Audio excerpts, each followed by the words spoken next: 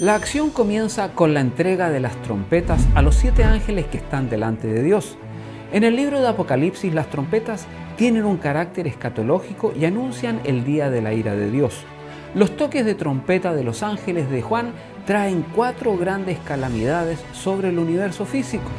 Un ángel que se acerca al altar se le presenta en la tarea de ofrecer las oraciones de los santos de un modo muy parecido al que los sacerdotes del templo de Jerusalén tomaban cada día brasas incandescentes del altar de sacrificio y las llevaban al lugar santo, al altar de oro del incienso. Pero, ¿qué relación tiene el incienso con las oraciones de los santos? Acompáñanos a examinar este profundo tema aquí en la Academia del Aire. ¡No te distraigas!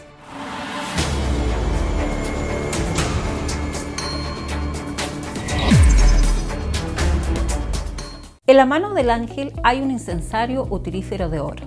Los incensarios del tabernáculo estaban hechos de latón, aunque los del templo de Salomón eran de oro.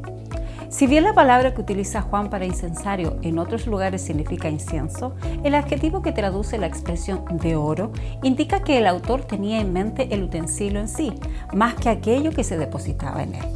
Se dice que al ángel se le da mucho incienso, que él tenía que añadir a las oraciones de los santos. La frase se ha entendido de varios modos, pero las opciones fundamentales son 2. O bien el incienso se mezclaba con las oraciones de los santos, o este mismo incienso constituía las propias oraciones. La mayoría de los comentaristas y de las traducciones bíblicas, tanto en castellano como en inglés, están a favor de la primera. La versión Reina Valera, por ejemplo, traduce así: y le fue dado mucho incienso para que le ofreciera con las oraciones de todos los santos. Y el humo del incienso subió con las oraciones de los santos. No obstante, algunos prefieren seguir la segunda opción, que considera la siguiente traducción: se le dio mucho incienso que ofrecer, que eran las oraciones de los santos. Esta interpretación concuerda mucho mejor con el párrafo del verso 8 en el capítulo 5, donde dice que cada uno tenía un arpa y copas de oro llenas de incienso, que son las oraciones del pueblo de Dios. Esto, sin duda, identifica a las copas de incienso con las oraciones de los santos.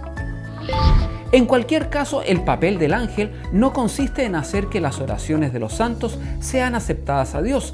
El papel mediador de los ángeles, tan corriente en la literatura apocalíptica judía, no encuentra ningún apoyo en la teología del Nuevo Testamento. En el mejor de los casos, el ángel es un sacerdote celestial que presenta las oraciones de todos los santos ante Dios. El hecho de que el altar esté delante del trono representa otro ejemplo de la facilidad con que en las visiones se pueden unir elementos que en cualquier otro caso no tendrían ninguna relación entre sí. Cuando el incienso se deposita sobre las ardientes ascuas del incensario, una fragante nube de humo se eleva desde el altar como un símbolo de la aceptación de Dios. Pablo le escribe a los efesios que Cristo les amó y se entregó por ellos como ofrenda y sacrificio fragante para Dios. La escena celestial sugiere que en la auténtica oración hay algo de sacrificio. Tanto el creyente como su plegaria entran en presencia de Dios a través del altar. El acto de la intercesión se convierte ahora en una de juicio. El sacerdote angélico toma el incensario, lo llena de fuego del altar y lo arroja a la tierra. Esta acción es en cierto modo paralela a la de la visión de Ezequiel, en la que un hombre vestido de lino se llena las manos de carbones encendidos de entre los querubines y los esparce sobre la ciudad. Las oraciones de los santos desempeñan un papel esencial para que el juicio de Dios se manifieste sobre la tierra y sus habitantes.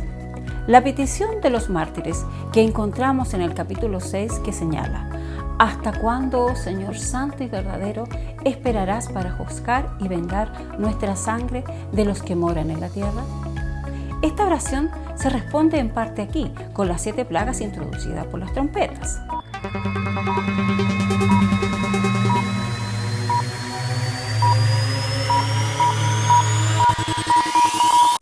Hemos llegado al final de nuestro espacio de hoy, amigos.